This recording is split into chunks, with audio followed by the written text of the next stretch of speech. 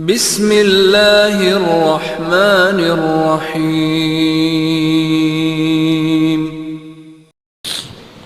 اہل مکہ نے جو سلوک کیا وہ کسی سے بھی مخفی نہیں ہے۔ پتھر مارے، گڑھے کھودے، کانٹے بچھائے، اجریاں ڈالی، اپنے گھروں کے کوڑے لا کے حضور کے گھر کے سامنے رکھ دیے۔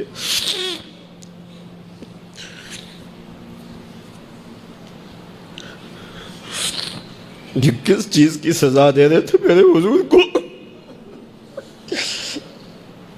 میرے حضور علیہ السلام نے پھر طائف کا سفر کیا کہ شاید وہ لوگ میری بات کو سن لیں،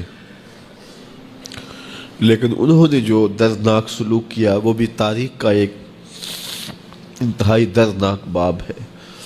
انہوں نے اوباشوں کے ہاتھوں میں پتھر دیے اور جس راستے میں میرے حضور نے گزرنا تھا ان کو اس راستے پہ کھڑا کر دیا اور کہا ان پہ سنگ زنی کرو، اور وہ آقا کریم پہ پتھر مارتے، حضور کے پاؤں پہ پتھر مارتے۔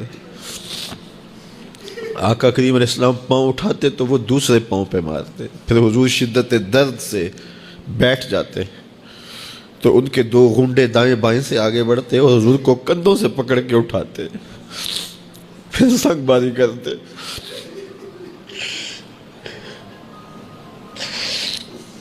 نالین حضور کے خون سے بھر گئے۔ عذاب کے فرشتے حضور کے پاس آئے کہ اگر آپ بد دعا بول دیں تو ابھی ہم ان پہاڑوں کو جوڑ دیتے ہیں اور یہ طائف کے لوگ پس جائیں گے ان پہاڑوں کے درمیان،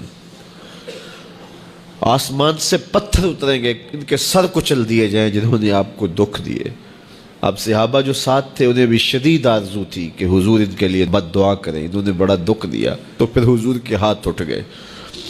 صحابہ کا خیال یہ تھا کہ ابھی حضور کی زبان کھلے گی اور بد دعا کے لفظ نکلیں گے اور یہ پیس دیے جائیں گے، لیکن جب وہ لب کھلے، وہ پتلی پتلی گلے قدس کی پتیاں، وہ لبہائے دور جب کھلے تو لفظ کیا تھے؟ اے اللہ میری قوم کو ہدایت دے دے، یہ مجھے جانتی نہیں، اور کہا کہ مجھے ان کی نسلوں سے ایمان کی توقع ہے۔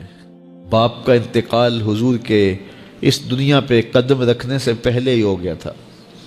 ابھی شکم مادر میں تھے کہ حضرت عبداللہ کا انتقال ہو جاتا ہے۔ در یتیم پیدا ہوئے ہیں، 6 سال کی عمر میں ابوا کے مقام پر ریت کے ٹیلے آئے تو وہاں سیدہ آمنہ کی طبیعت خراب ہو گئی، اور پھر لمحے بھی زندگی کے آخری ہیں۔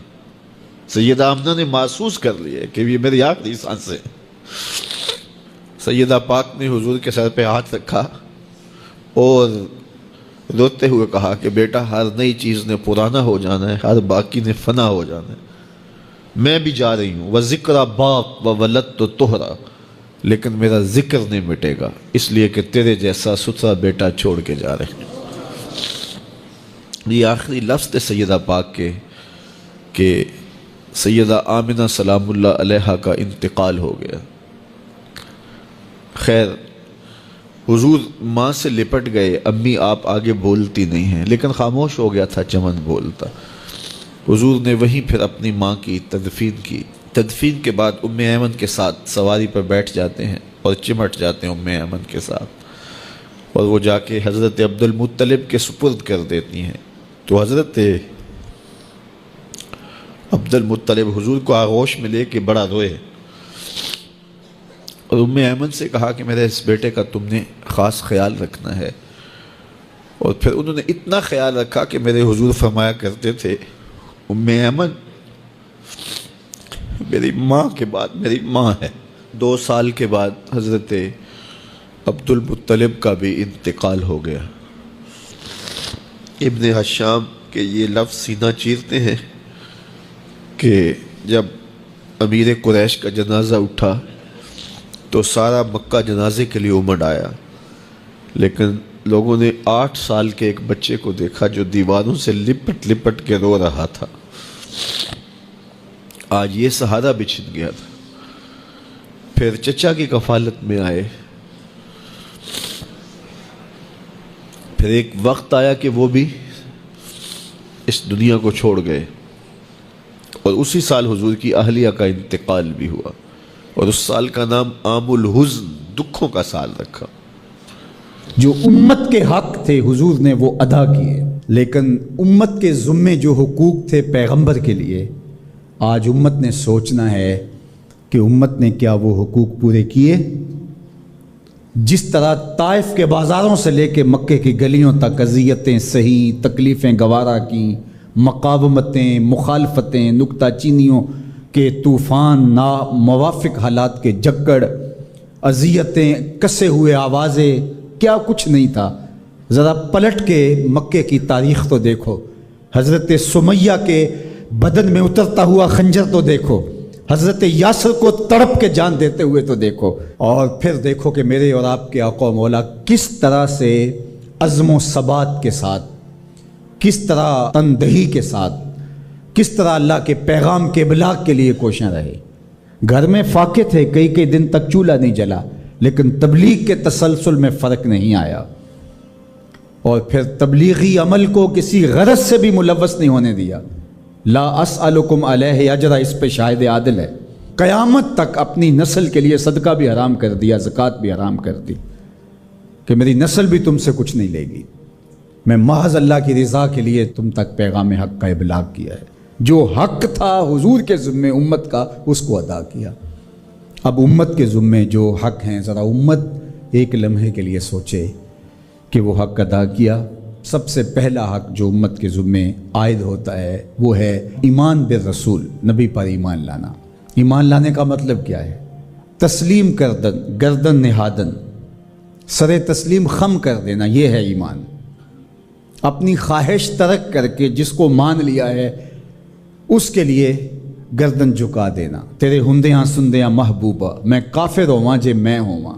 دوسرا تقاضا اتباع ہے، اور وہ ایمان کا تقاضا بھی ہے۔ رسول کو ماننے کا مطلب یہ ہے کہ رسول کی مانی بھی جائے۔ یہ کیا ماننا ہوا کہ خواہش اپنی ہوئی، ساری زندگی اپنی مرضی کے مطابق گزاری، شادی بھی ساری اپنی مرضی کے مطابق، ساری رسم ہندوانہ کی، صرف ایجاب اور قبول، پھیرے نہیں لگوائے۔ وہاں کہا چلو یہاں ہم دین کا ٹچ دے دیتے ہیں، وہاں چلو تدفین کا مرحلہ آیا تو جلاتے نہیں ہیں، کفن پہنا دیتے ہیں اور تدفین کر دیتے ہیں، چونکہ ہم مسلمان ہوتے ہیں۔ فیکٹری کے اندر جو کچھ ہو رہا ہے وہ سارا بینک سے لمٹیں چل رہی ہیں، وہ سارا جو ہے وہ اللہ سے اعلان جنگ ہے، اور باہر نمائش کے لیے دسترخوان لگایا ہوا ہے کہ ہم غریبوں کو کھانا کھلا رہے ہیں۔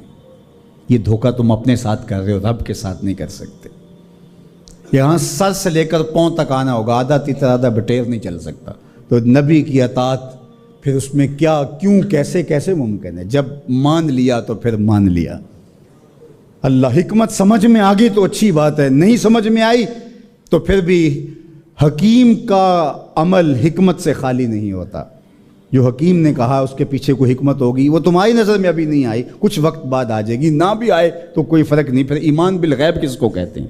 تو اللہ اس کے رسول کی مان لینا کہ بس ہمارے ذمے ان کا حق ہے، ان کی ماننا ہمارا حق ہے، اطاعت ہمارا حق ہے، تو بس یہ کافی ہے۔ اب صحابہ کی زندگیاں دیکھ لیجیے، انہیں حکمت نہیں پوچھی۔ حضور خطبہ دے رہے ہیں اور فرمایا لوگوں بیٹھ جاؤ، یہ باہر رش ہو رہا ہے نا سامنے، تو فرمایا بیٹھ جاؤ۔ حضور کی آواز بلند تھی، بنو غنم میں صحابی آ رہے تھے، وہ وہیں بیٹھ گئے۔ اللہ اکبر۔ کسی نے کہا تم یہاں بیٹھے ہو، کہا حضور نے کہہ دیا اور بیٹھ گئے۔ اللہ اکبر۔ تو یہ ہے اطاعت، یہ ہے فرما برداری، یہ ہے زندگی کا جمال۔